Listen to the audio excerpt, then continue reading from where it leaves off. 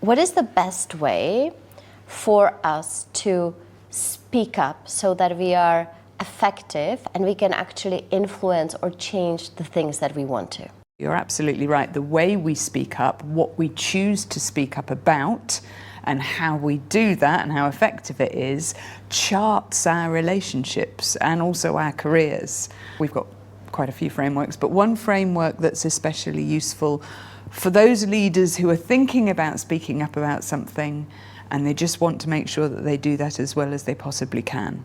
And we call it the 5 W's. So it stands for who, why, what, where, and when. So they're really good questions to ask yourself. Who do I need to speak to?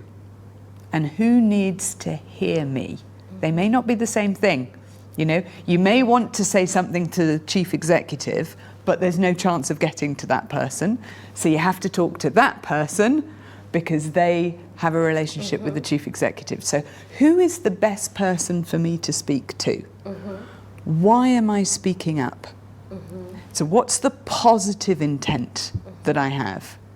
Ideally, your why matches with something that's on their agenda. And you can focus in on that. So the why is really important. What verbal and body language do I need to use to really help myself to be heard? I sometimes refer to trigger words.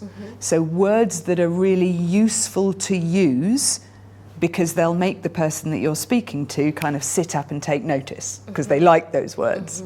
But then, of course, there's also words that you should probably avoid because they switch the person off. So what words do you use and what kind of body language can you use to make sure that your message is coming across? And then where and when do you speak up?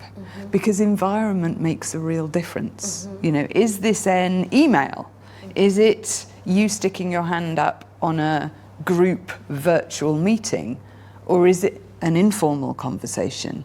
You know, these issues really make a difference. And the final thing I'd say is all of the 5 W's are trying to help you put yourself in the shoes of the person that you're speaking to.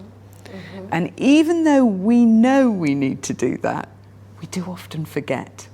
So how does this person hear me? You know, not how do I want to speak up, but how can I arrange things so that this person is most likely to hear what I have to say?